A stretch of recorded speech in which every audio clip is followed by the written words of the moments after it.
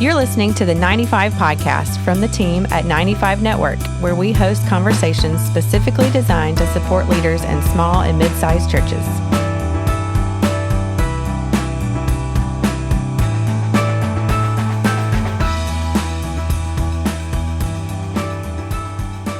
Hey, everybody. Welcome to the 95 Podcast. This is Dale Sellers, Executive Director at 95 Network. And today is part 2 of our conversation with my friends at Servant Solutions. We've got Mark and Jim and Bob with us today. And if you did not hear the first podcast that we did last week, it was all about the pastor's housing allowance and some of the misunderstandings around that. Today, I want to talk more. I want them to guide us in the conversation, but specifically about retirement and some things you can do, even if you're later in life beginning to think about retirement, which sometimes we wait too long to do. So we're going to kind of go in that. But before that, welcome, guys. I'm so glad to have you back with us now. It's good to be with you, Dale. Thank you so much. Take a moment, Mark, before we dive into this, in case someone missed the first podcast, give us a little overview of what Servant Solutions does and why the ministry exists. Yeah, so we are what they call a contribution plan that's designated by the IRS as an actual 403b-9. There are a lot of places where you can get a 403b, but the 9 is really important because we are set up by the IRS to serve those church leaders, pastors, staff as being a retirement vehicle for them. If you work on the corporate side, you may have a pension. If you work for a federal government, you've probably got some kind of a pension plan. But those that are in ministry that are serving, we were designated and created by the IRS to be able to provide a retirement plan for those folks that are in ministry and serving. And so Servant Solutions has been around a little over 70 years. So we've partnered with a number of churches. We have probably a couple thousand churches that we partner with and other nonprofit organizations. So those of you out there that are maybe listening to this, that you work for a parachurch ministry, we are also able to serve you folks as well. So just a little bit about Servant Solutions. We covered, as Dale had said, a lot of different areas regarding the housing allowance. Just really, it was a great conversation. So I encourage those of you that didn't get a chance to listen to it to go back and pick up some of the nuggets that were there. So thanks so much, Dale, again for having us. Oh, I'm so excited. Bob, why do you do this? I tell people most ministers are called to what they do. And I didn't know this was the case, but there's not a lot of CFPs, certified financial planners, that actually work in ministry. I kind of feel I'm called to help pastors to figure these things out. I'm not called to do what a pastor does, but I feel like I'm called to do what these and serve those pastors and try to help them figure those things out. Well, I'm, for one, thankful that you exist. Jim, kind of give us your background a little bit for those who may not have heard the first podcast. You're kind of the leader here, I think. Is that correct? Yes. CEO of the organization, just a privilege to do that. But we're really we're a financial institution as well as a ministry, and so we have trust is our thing. We lean on that and the integrity of how we serve, and then how we also keep track of the funds for our members. We have a very efficient way to do that based on how our plan is structured. And so what it does is it allows us to really minister to those that we serve. And I love that part of it in our cost structure and the way that we offer free services and value propositions and such things as free financial planning and free estate documents. And then the housing allowance allows us to do a lot and supercharge credentialed pastors' retirements. But as far as me personally, I was in the banking world and then got a call to ministry and then wondered where my sweet spot in ministry would be. I knew it wasn't a preaching pastor, and where would the Lord have me? And he just has me right where I need to be. And I love serving in this capacity I feel like I'm a pastor to pastors in their financial lives. Well, again, I'm thankful for all of you. And I want to say this to the listeners. I'm going to ask them specifically to share some of the things they offer So this podcast is not just about a commercial for Servant Solutions. You guys need somewhere to turn. And I have great confidence in these folks. I have great trust in them. And so they're going to offer or let you know about some of the things they offer in case you are interested as we move forward in the podcast. And so I just want you to be aware of that up front, that I actually asked them to share what they have to make available.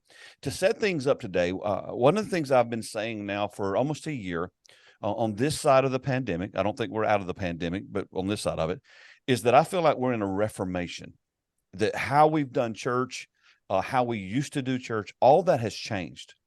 And one of my big struggles in leading 95 Network and trying to help pastors, we're doing at this recording, we have about 10 soul care essentials conferences that we have planned in a 3-month period in the spring. And so there's a lot of ministry opportunities that are coming. Pastors seem to be lost, and I don't mean in their faith, but just with what to do. And so what most pastors do when you don't know what to, and this is most leaders, when you don't know what to do, you go to your default. In other words, you just do what you've always done. Mm-hmm. That's not going to work moving forward. So one of the things that we are offering, in fact, one of the pieces of our Soul Care Essentials Conference, we talk about the fact that we believe that in the next 10 years or so, there may be more pastors who are bivocational than in full-time ministry. And it's because you need to do that to make ends meet. And to set this up, where Bob gave us an example in the last podcast, and he used the figure 20,000 talking about a pastor's salary. And I got tickled at that because, Bob, that's what I made when I pastored. They paid me $23,000 a year. And one guy was really upset they were giving me so much. And I had to work at a Christian radio station. I had 3 daughters, all young girls. And I literally sat down with my kids when they became teenagers. And I said, all right, I need to tell you something. You're going to have to work while you go to school if you want clothes. And what I mean by that is we'll buy you the essentials, but I know kids, you have to buy all the new things. And I said, I can't do that. And my 12 years of pastoring a small church was horrible.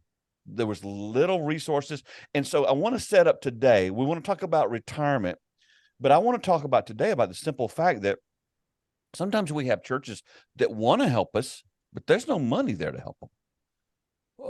Mark, if you know that situation exists, if Dale came to you when I was pastoring my church back in the 90s, and I came to you and said, hey, Mark, I really would love to have some retirement, but honestly, we take every Sunday, we dump the offering on my desk to see if I'm even getting paid that week. What would you tell me to do? Because I still need to plan for retirement. Yeah, that's one of the things I love about Servant Solutions is we never charge any kind of fee, setup fee or maintenance fee to the church. And the number one thing I think that a church can do to care for their pastors is provide a vehicle or partner with an organization that will allow that individual then to make those individual contributions. And so as long as the church is willing to designate Servant Solutions, we won't charge any kind of fee to the church at all. And so literally there's no expenses on the church side.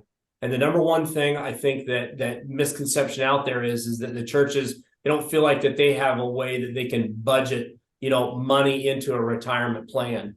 And coming out of the pandemic, you talked about that. We saw a serious reduction in the amount of contribution or amount that the money that the church would put in, but the employee was still able to continue to contribute to their retirement.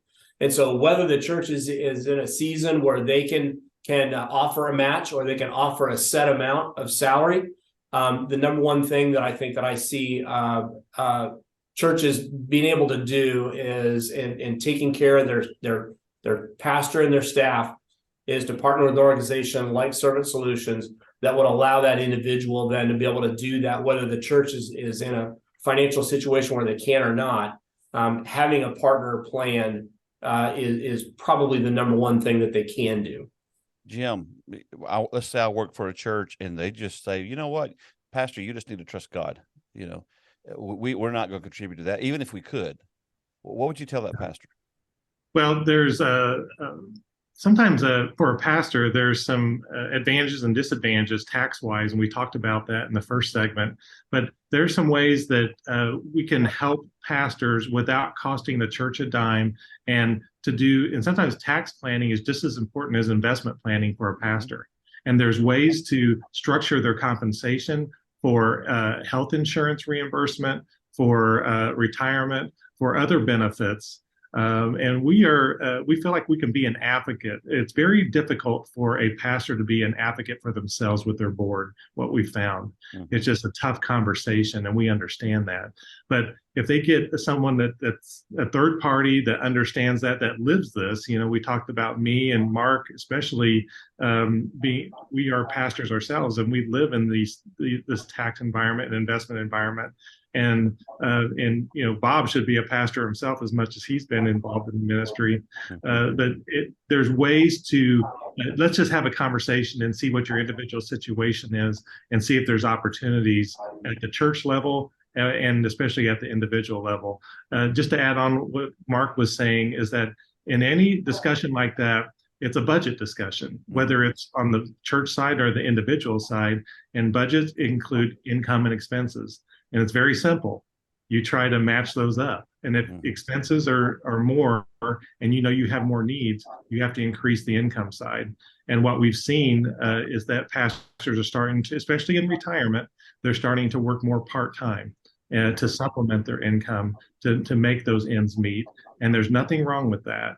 And maybe even for a small church pastor that has a small flock of 70 to 100 folks, and they're getting paid $30,000, they're going to have to maybe work another job. It's just real life. And that's okay.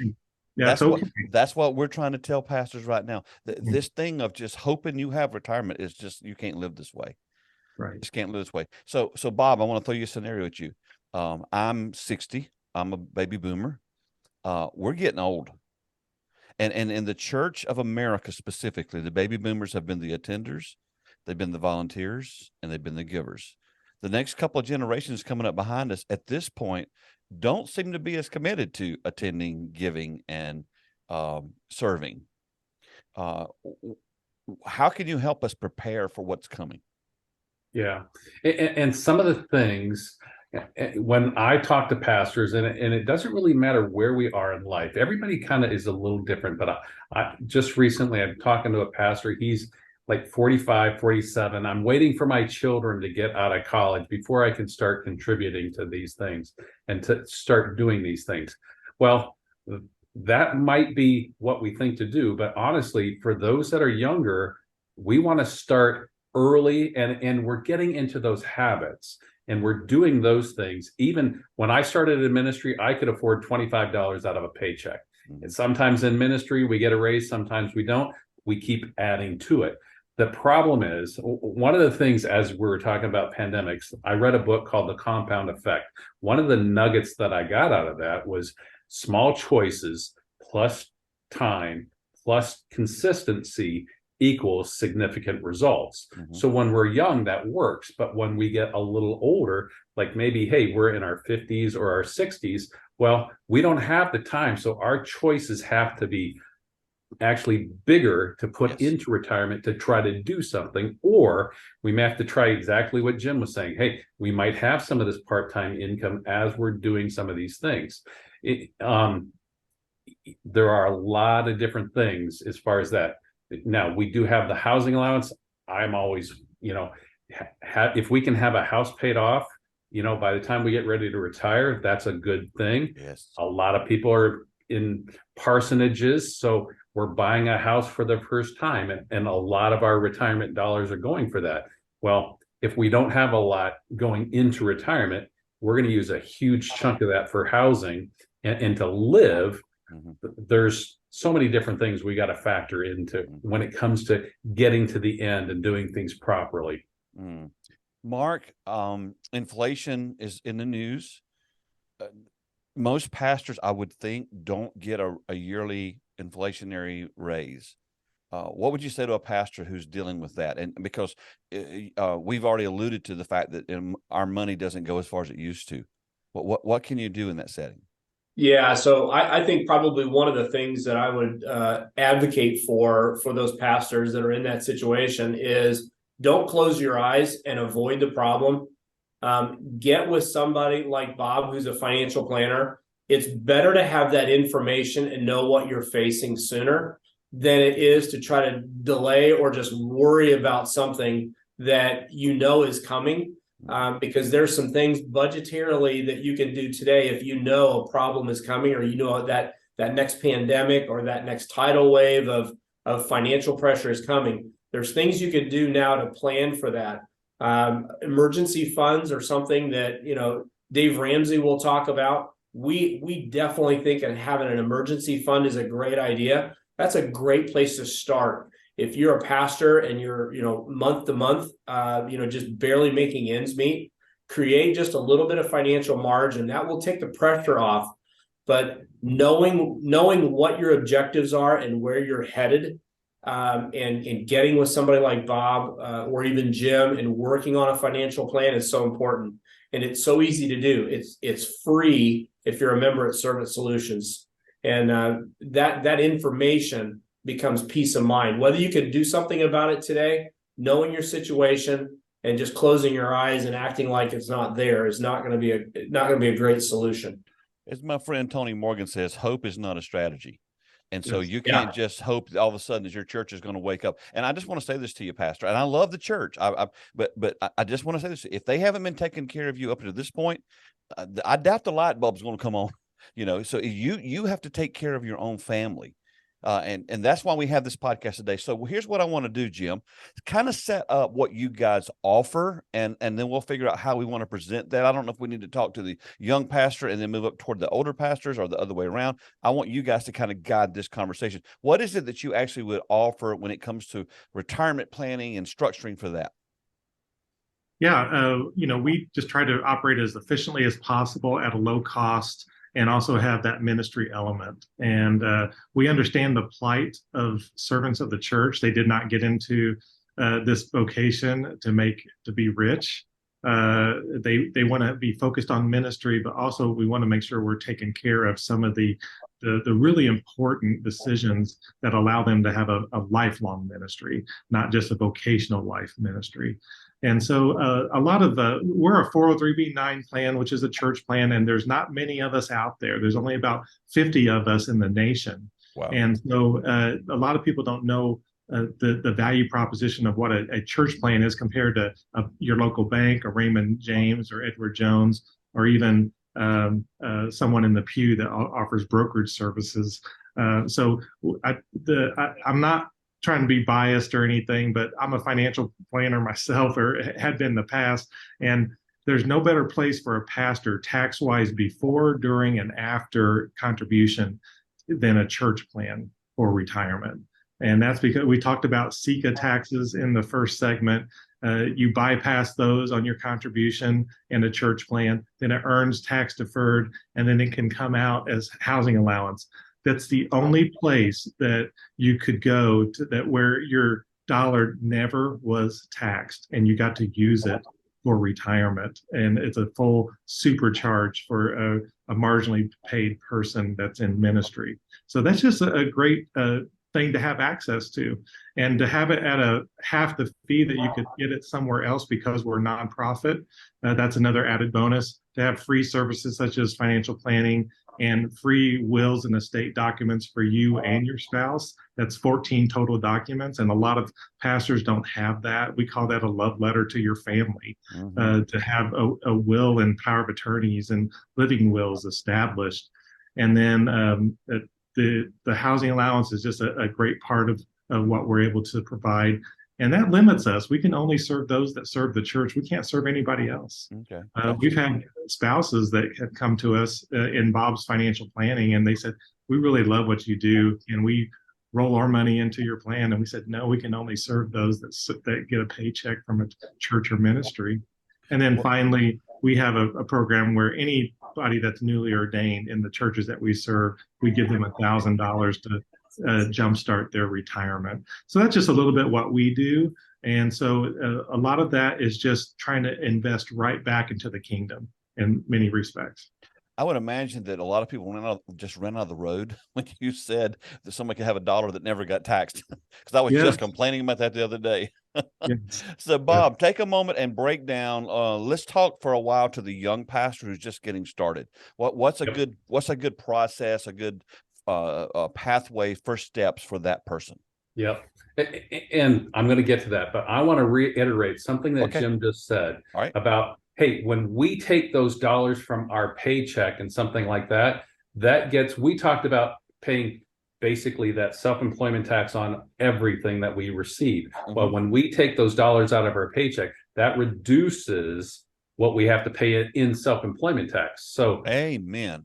That's so worth the whole as you're podcast. talking about taxes, we get to reduce, and that saves us 15% right off the top. And then exactly what Jim was saying, hey, we put that in. Okay, let's get to younger people. Sometimes, in going off what Mark says, when I'm working with younger folks, I mean, we have certain things that we want to get to in life, and whatever stage we are in life, we have different needs at that point in time. A lot of times for young people, it's figuring out, hey, how do I work a budget? How do I have an emergency savings? How do I get rid of debt or student debt or stay out of those things? So when we're younger, our needs are different. Retirement and those type of things, it's important, but it might not even be in the top 5 or at the very bottom of that top 5. So when we're working with younger people, that's what we want to start with. Figuring out, hey, and it's always the habit we get into. What are some of those habits? And just being diligent, consistent, getting in that habit to making those things, putting money into savings, putting money into retirement, and doing those different type of things. We've got some videos on our website to talk about each one of those stages in life, about, hey, what are some of the things that you need to think about at those stages in life? So Dale's probably going to give you our website. Go check out those videos when it comes to those things. But it gives us some reminders for whatever stage we are to basically think about some of those things. And as we progress, basically what happens is, hey, lifelong budgeting has to happen throughout life. And the earlier we get it, the more it's going to serve us. So basically things are going to flip-flop. So retirement's going to be going from the bottom to up the top as we age. And that's kind of how things will kind of progress for us in life. We're going to take a short break. And when we do, Mark, I want to come to you and I want you to speak to the middle-aged pastor who's behind on this, but needs to make some steps and planning on what their next steps would be. So that'll come to you as soon as we take the break. We'll be right back. So glad to have the guys from Servant Solutions here today. We're going to take a short break. Be right back. Back here with the guys from Servant Solutions, having the best time learning all this stuff. And honestly, I think if I had heard this podcast, because I keep thinking, how would I have reacted? I'm not sure if I have been excited or depressed because it was so hard. It was so hard, guys. I had, I made 23,000 a year, had to work another job, 3 kids, just it was brutal. And this was back in the 90s.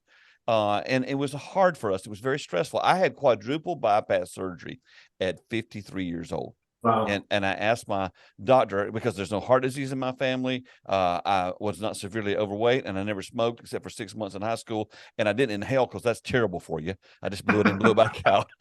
And I asked my doctor, I said, how did this happen to me? And he said, hypertension and high blood pressure because of your vocation. And I said, are you saying the ministry almost killed me? He said, that's exactly what I'm saying. And then I made the dumbest statement. I said, well, yeah, but you only understand. My stress is good stress. I love what I do. And he said, Dale, your body doesn't know the difference. And so I'm a new man on the inside, and I went through some spiritual things that I needed to work through. And that's why I wrote the book, Stalled, Hope and Help for Pastors Who Thought They'd Be There by Now. I was really stressed out. And so hearing this podcast, I'm just trying to decide, would it stress me or would it free me up? And I'm going to say this, and I don't hope this doesn't come across wrong, but sometimes when I listen to people like Dave Ramsey, I just feel like he beats you up if you're already down. Now, that's my personal opinion. I know everybody loves Dave Ramsey, and I hope I didn't cause any head-on collisions when I said that. But it's kind of like, well, it's almost like, you idiot, why are you there? Well, this is not what this podcast is about. We want to offer help and hope no matter where you are today. So, Mark, here I am. I'm in midlife of ministry. Haven't got a plan. What do I do? Yeah, I think the first thing that I would recommend people to do is to come up with a plan or what they want their retirement years to look like. We don't know where we're going unless we create a plan. And knowing kind of with the end in mind, what steps do we need to take to best get us to that point, we're able to do that. Fortunately, the way contributions are set up is the older we get, when we hit that magic age, we are allowed to contribute more towards our retirement than what we are early on. And there's contribution limits that have been set very high for folks to be able to catch up on retirement planning. And we've got a place on our website where those contribution limits are there. And it allows ministers that, again, they've been serving faithfully to be able to catch up in those retirement years. But again, I think that having a plan in place and knowing with that end in mind, and then backing up and saying, okay, what steps or what bridges do we need to be able to make along the way? But there is a way to play catch up if you're willing to do so in order to be able to bridge those gaps. But just I think having that plan, I keep coming back to that. But I think it's so important for pastors that when they are playing catch up in retirement, what chunks do I need to make? What areas do I need to change in either my expenses or my income that will be able to make up the difference?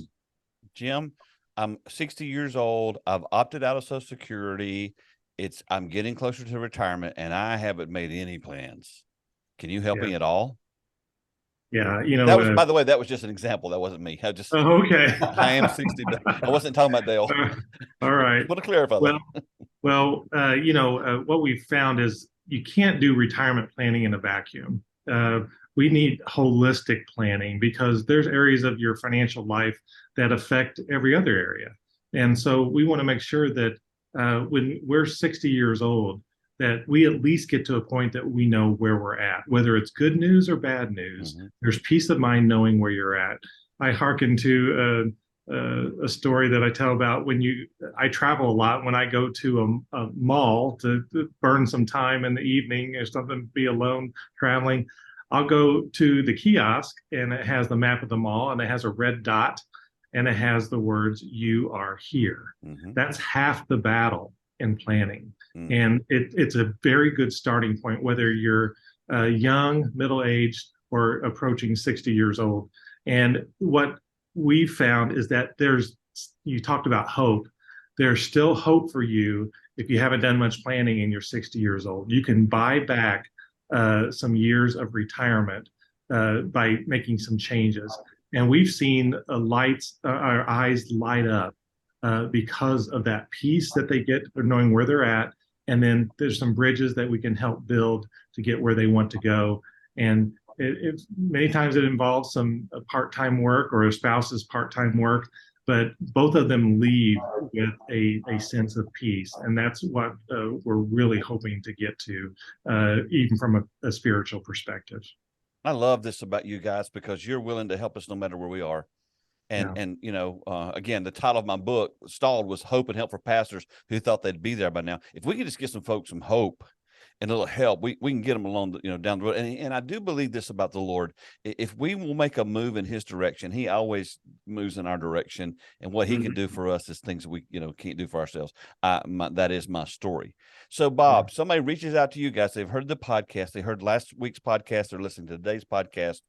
And they reach out to you. What would be the first resource you think that they need from you guys? I want to talk specifically about some specific resources you guys have to offer.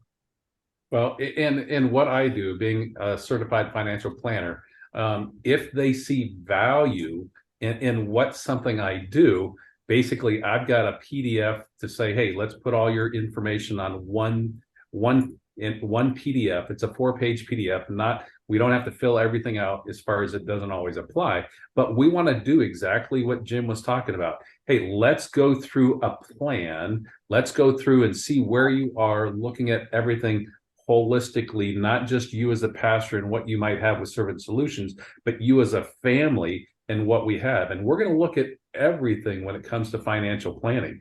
We're going to look at, if you need help with a budget, we'll look at that.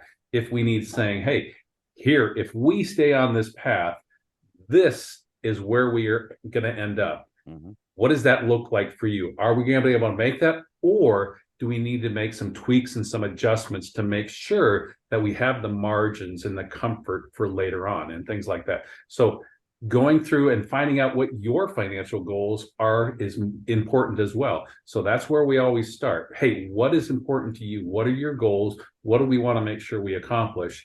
And then figure out that whatever that is and put us on a plan and a path to get there. One of my favorite quotes by Simon Sinek is this: it doesn't matter what path you take if you have no idea where you're going. And I think that that's true for a lot of folks. Mark, let's say someone's listening today, and man, when they think about all this, they're overwhelmed. They're feeling a sense of shame. If you're sitting there talking to them today, what are you going to tell them? Yeah, the first thing I would say was, I understand how you feel. I was there. I think all of us at one point in time have had that feeling or sense of retirement is coming. We're getting older. Our years of productive employment there's more in our rearview mirror than there is in our dashboard. And I would say I am with you 100% because I feel like I'm still playing catch up today. That doesn't mean that it's too late. You know, I've heard it said, when is it too late to plan for retirement? Well, if you're going to plan to retire tomorrow, it's probably too late. But as long as you've still got that time in your position, your ministry, your health is good, you're continuing, there are things that you can do today that will impact and improve your financial position towards retirement tomorrow. The other thing I think that Jim and I were talking about this the other day was so often we have other retirement funds that are with other organizations or maybe another ministry. Maybe we've got a 403B from a previous employer. And so I'd love for Jim, if he could, just to kind of explain where bringing all those resources and all those forms of retirement together could be impactful for those individuals that, you know, have a couple of different ministry positions and they've got other retirement that was earned while they were a minister. So Jim, if you could just kind of share a little bit with that, with our listeners and with Dale about that. Yeah, just real quick, you know, when I was in banking, the average person by the time they're 60 has 3 to 4 retirement accounts that they've accumulated over the years, and they want to look toward consolidating that. So we get that question a lot, especially from ministers that say, hey, you offer the housing allowance in retirement. I've been working in ministry, but I've not been in a church plan. How can I get those funds qualified for that retirement housing allowance? Well, the IRS allows you to do that. If you those funds that you save were in the course of ministry, no matter where they're at, if they're IRAs or 403Bs or 401Ks even, they can roll into our plan and be under that tax umbrella, and all of that be eligible for ministers' housing allowance in retirement. So that's just good news for them, that it's not wasted. If it wasn't started with us, it can still qualify for those funds. So we get that a lot, and it makes sense for cost savings and for just clarity to consolidate those as you get ready for required minimum distributions when you're in your 70s. All of that makes sense to combine those accounts. To be clear, though, it has to be money that you made in ministry. It can't be like if you worked at Target and went in, you know, or in construction or whatever it was, and then, you know, you've built up something and then you get called in the ministry. You can't take that 401k or whatever and roll it into this. Well, I did that. Now it doesn't qualify for housing allowance. It's kept in a separate bucket, but gotcha. My bank 401k, I was paying twice the fees, keeping it there. I put it in a ministry platform like this. I'm paying half the fees. It makes sense for me to do that. Okay. Even though it doesn't qualify for my housing allowance, it still makes sense from a fee standpoint. Do you guys give investing guidelines too? Is that something you do, or is that not in your sweet spot? Bob? So one of the things that we do offer our folks is we have just out in the world target date funds, and we call them life funds. So it's going to put you in a stock bond mix appropriate for your age. And we have professionals help us figure out all those percentages and the different funds that make up. So many different funds, about 13 different funds, so that you can focus on ministry. And we're going to focus on this. When you get into one of these life funds, you don't have to, you basically are just putting your money in and continuing to do that. And we're going to make those adjustments for you based on age and things like that. So if you do nothing else, you're going to be set for retirement when it comes to that investing side of things. Is there any other specific things you guys offer we haven't covered today that you'd like to cover before we run out of time? Yep. The one thing that we haven't talked about that I want to make sure that we mention is that we do offer the Roth side of things. So what a Roth means, we've been talking about ministers and pre-tax and things like that. A Roth is saying, hey, I'm going to put something into retirement, but I'm going to pay taxes on it first so that when I get ready to take it out in retirement, I get to take it out tax-free. So that makes a lot of sense for somebody who, like me, who's not ordained and things like that. I can put those funds in. When we get to retirement, we want to make sure not just our investments are diversified, but we want to make sure that our income streams are diversified as well. Hey, I've got Social Security coming in. I've got pre-tax, I've got housing, I've got Roth and things like that. When it comes to the Roth, and just a quick little thing for ministers, if ministers pay into a Roth, it's very possible they're going to pay too much in taxes because of that housing allowance in retirement. I've got somebody who put 2/3 of his money in Roth and then 1/3 or 1/3 in just pre-tax. Well, he's going to end up paying more taxes by putting that into a Roth because he's not going to take advantage of that housing allowance in retirement that's going to be tax-free, not just for housing, but tax code and things like that. So everybody's kind of a little different when it comes to those things. I'm going to ask all of you the same question. We're going to ask the first question. I'll roll it around, and then I'm going to ask the negative question first, and then the positive question. Mark, when you look forward to where we are right now, and you see what's coming on the horizon, what scares you? Wow. I would say just the financial or not financial. It doesn't matter. Doesn't matter. Yeah. I think right now I see the importance for families to be able to really teach biblical education and from a biblical worldview at home, and getting that from your parents.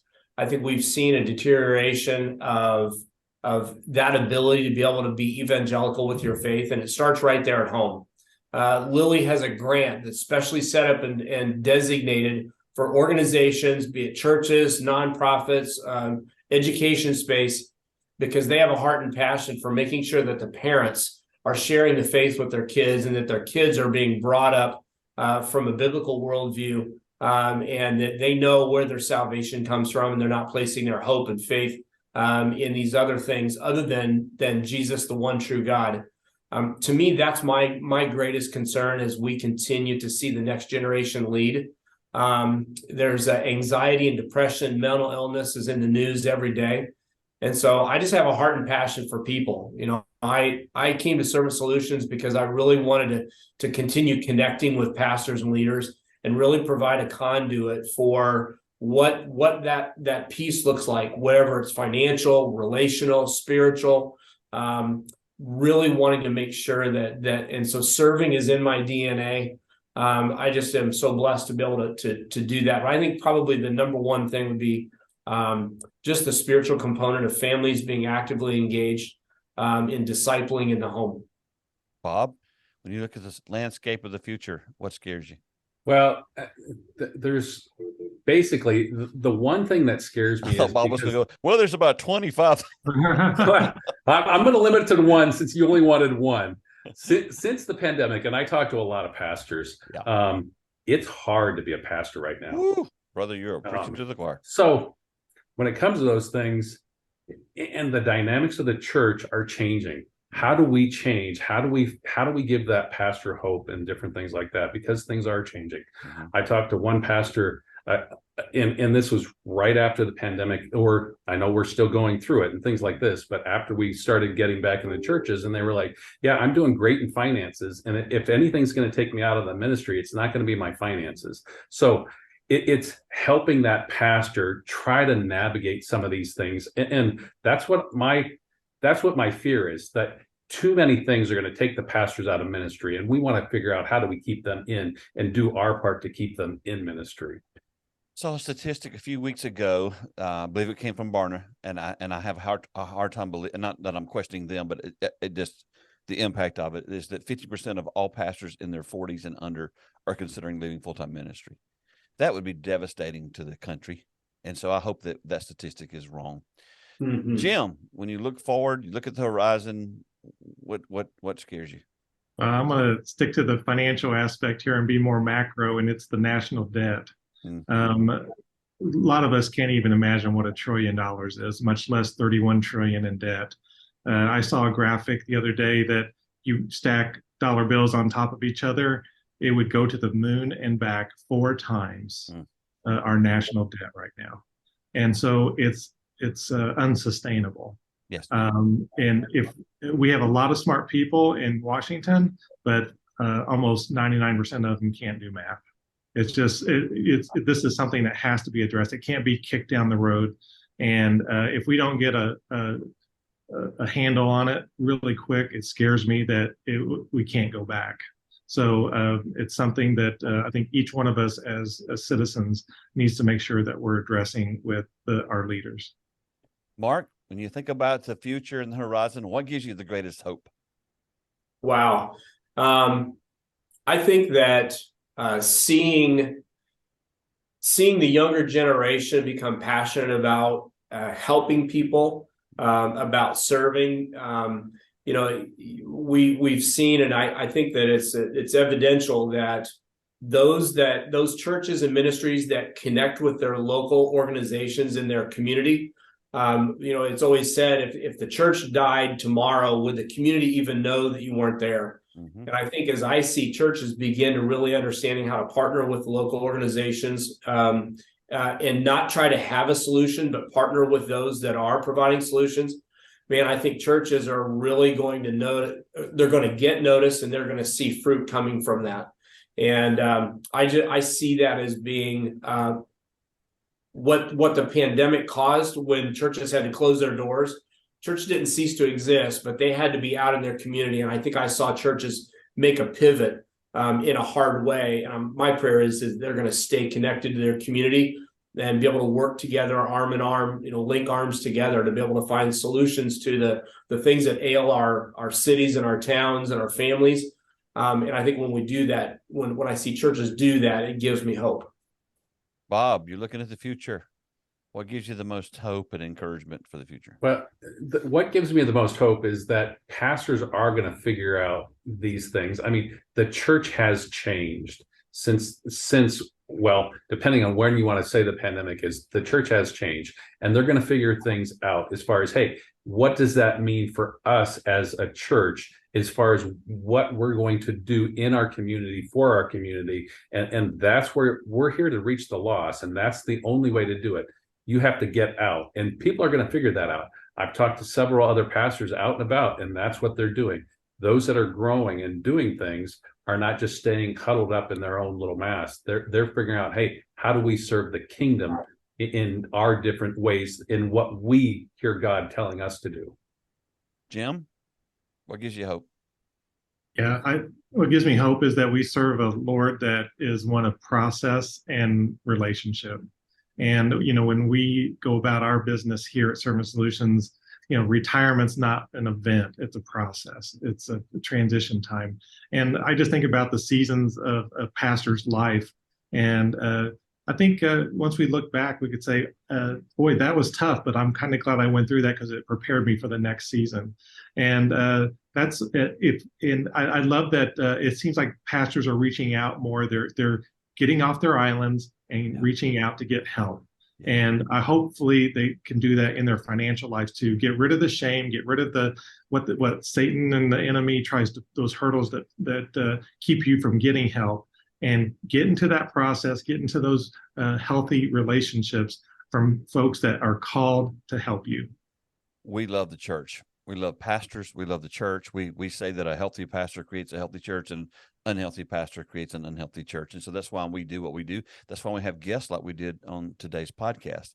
Just in all transparency, I just want to say I've been in ministry for 40 years. I'm 60 years old as we recorded this, and the majority of my life, I didn't do well in this arena. I wasn't trained growing up by my parents on how to save money. My family lived feast or famine, And so I didn't learn financial principles. I've wasted thousands and thousands and thousands of dollars. I don't even not thinking about the money I've wasted because of poor financial decisions. But I also know this: God's taken care of me in a way at this season of my life that is supernatural. And when you turn your heart toward him, a pastor, a staff person, leader, Jesus gets the final say so. Jesus has the final word. And so even if you've don't spend all your time looking at what you don't have. You know, I'm a Clemson Tiger fan, and I love our coach Sweeney, who says this, you know, if you spend your life looking in the rearview mirror, you're always going to run in the ditch. Yeah. You got to look at that big, broad windshield that's in front of you. And that's why I wanted to introduce our listeners today to these wonderful men and to this great ministry.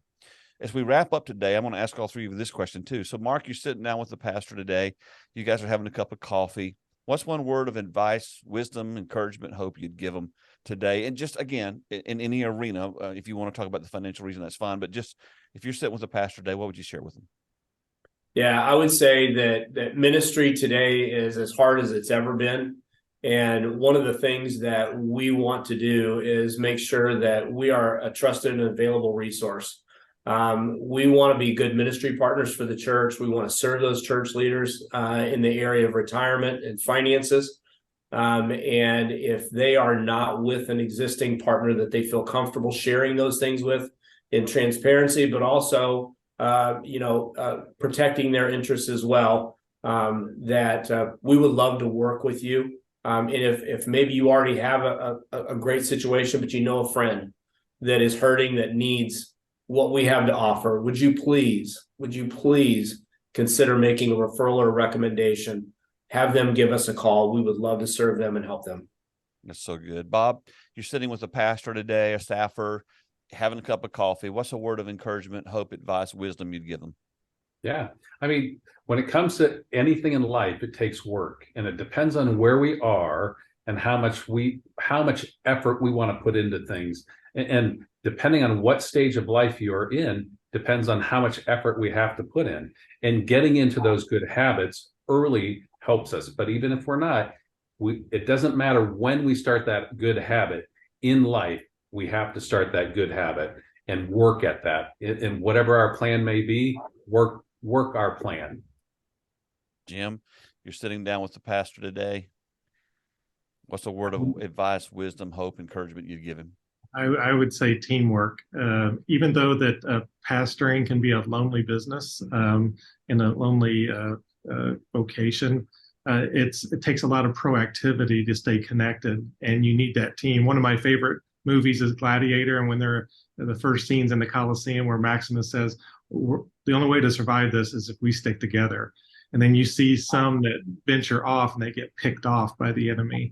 And if you're not careful, you're going to be one of those that get picked off. If you don't stay connected, if you don't stay proactive, and you have to get a team around you. And actually, the Lord created all of us to have a team around us and not to be alone. And so I encourage you, please reach out, get help, and because the Lord designed us that way. Well, as I said, when I began the podcast with the first podcast that I was mad at y'all, well, I'm over it now. I feel better. We spent a couple podcasts together. And as I said, I would have loved if you'd been available back in the day. But, I spent a lot of time in my office laying on the floor crying for a friend because I didn't know who to talk to. These men are trusted men of God. They love you, Pastor. They love the church. And there is no plan B. I bring this up from time to time. It's the church or nothing. There is no plan. And the church of Jesus Christ is alive and well. Maybe the church in America needs some help, but that's why these guys do what they do. I can't thank you enough for what you do and for the time you've committed to spend with us here doing these 2 podcasts, just sharing. And I'll have all the connection points. I'm gonna have your emails, your website, any other stuff that you guys want to drop in the show notes. You get that to me, and I will include that in the show notes as well. Thank you for taking the time to be here today. I really appreciate it. If you got any final parting words, feel free to share them now. Mark, I'll start with you. Yeah, Dale, it's just been a delight to be able to do this 2-part podcast. Thank you for being willing to do that. I know we unpacked a lot in that first episode with the pastor's housing allowance, But just so grateful for you and the work that you're doing, the team that you've assembled, and thank you for allowing us to be able to spend a little bit of time with you and your listeners over the last couple of weeks, just kind of unpacking some of this. And we hope that God will be blessing those that are hearing this and will begin to consider putting into practice those things that we've talked about. Bob? Oh, just, hey, thank you for listening. Thank you for everything that you're going to do and different things like that. And Dale, thanks for having us. I appreciate being able to share this information. Jim, you get the final word today. I just appreciate being invited into the fellowship. This is exciting to know what you do, and that our world can get larger because of this and the influence for Christ. And like I said, we need each other. We have God-given strengths and really God-given weaknesses that we are to depend on other strengths. So thank you for letting us do that. Again, thank you guys. Remind you to everyone listening that we are doing now. By this time, we've already done several. Have a lot more on the horizon. Soul Care Essential conferences, just designed to encourage and strengthen pastors in your personal life, your private life, and your professional life. And so there's links here. You can check on the website here or on the show notes to learn about when we're going to be maybe in your area. And if not, if you'd like to host a Soul Care Essentials conference in your area, we'd love to come. It's very, very affordable for you to host, very affordable for people to attend. Thank you again, guys, for joining us, and have a great day. Thanks, Dale. Thank you. Thanks for listening to the 95 Podcast. We look forward to sharing another episode with you next week. In the meantime, visit our website at 95network.org. The website is loaded with great resources created for small and mid-sized church leaders. Until next time, have a great week.